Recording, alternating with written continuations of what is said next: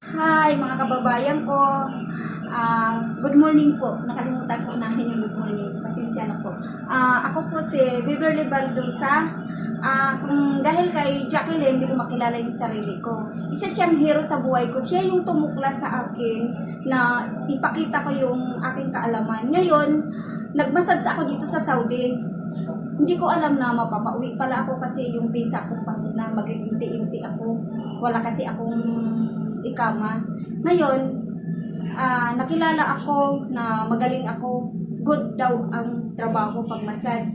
Ngayon, gusto ko sana tulungan niyo ako na makuha niyo ako bilang massage. At saka si Jacqueline yung nagbigay sa akin ng lakas ng loob nga ipakita ko siya yung hero sa buhay ko at silak ng kanyang puso.